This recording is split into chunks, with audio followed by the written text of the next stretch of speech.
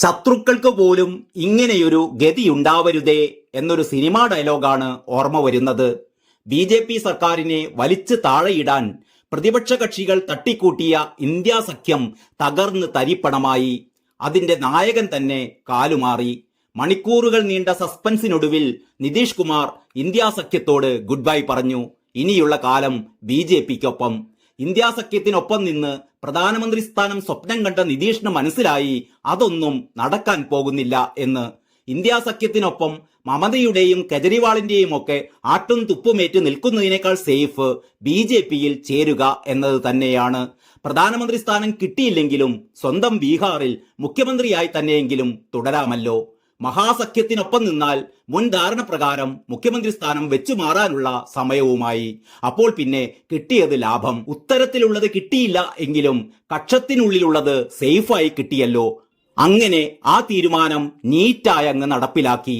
ബീഹാർ മുഖ്യമന്ത്രി സ്ഥാനം നിതീഷ് കുമാർ രാജിവെച്ചു. രാജിക്കത്ത് ഗവർണർക്ക് കൈമാറുകയും ചെയ്തു. വൈകുന്നേരത്തോടെ തന്നെ നിതീഷ് കുമാറിന്റെ പുതിയ സത്യപ്രതിജ്ഞാ ചടങ്ങ് നടക്കുമെന്നാണ് അറിയുന്നത്. BJP പിന്തുണയോടെ വീണ്ടും മുഖ്യമന്ത്രി സ്ഥാനത്തേക്ക് നിതീഷ് കുമാർ തിരിച്ചെത്തുകയാണ്. ഇത് 9ാം തവണയാണ് നിതീഷ് വീണ്ടും മുഖ്യമന്ത്രിയാകാൻ പോകുന്നത്. നിതീഷിനെ പിന്തുണച്ചുകൊണ്ട് ഇനി BJP MLA-മാർ കത്ത് നൽകും. അടുത്ത ദിവസം JDU BJP MLA-മാർക്ക് നിതീഷ് കുമാർ തന്റെ വസതിയിൽ വിരുന്നൊരുക്കുന്നുണ്ട് എന്നും അടുത്ത വൃത്തങ്ങൾ സൂചന നൽകി. നിതീഷ് കുമാർ മന്ത്രിസഭയിലെ RJD മന്ത്രിമാരുടെ സ്ഥാനത്തേക്ക് BJP MLA-മാർ എത്തിയേക്കും. ഉപമുഖ്യമന്ത്രി സ്ഥാനത്തേക്ക് രേണു ദേവിയുടെയും തർക്കിഷോർ പ്രസാദിന്റെയും പേരുകൾ നിർദ്ദേശിച്ചിരുന്നു എങ്കിലും പ്രസാദിന് പകരം സുശീൽ മോദിയെ തിരഞ്ഞെടുക്കാനാണ് സാധ്യത എന്നറിയുന്നു.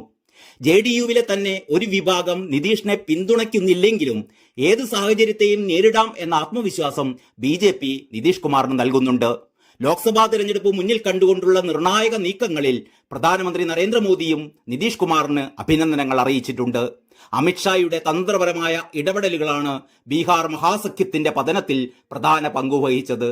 ബീഹാർ കോൺഗ്രസിലും ഓപ്പറേഷൻ താമര നടന്നതായി സൂചന ലഭിക്കുന്നുണ്ട്. 9 MLA-മാരെ നേതൃത്വത്തിന് ബന്ധപ്പെടാനാവുന്നില്ലെന്ന് അടുത്ത വൃത്തങ്ങൾ പറയുന്നു. താൻ രാജിവെച്ചുവെന്നും മഹാസഖ്യം അവസാനിപ്പിച്ചുവെന്നും സത്യപ്രതിജ്ഞ ഉടൻ ഉണ്ടാവുമെന്നും നിതീഷ് കുമാർ തന്നെ മാധ്യമങ്ങളോട് പ്രതികരിച്ചു. എന്നാൽ എന്തുകൊണ്ട് മഹാസഖ്യം ഉപേക്ഷിച്ചു എന്ന ചോദ്യത്തിന് നിതീഷ് കുമാർ മറുപടി നൽകിയില്ല. News desk Kalakaumudi.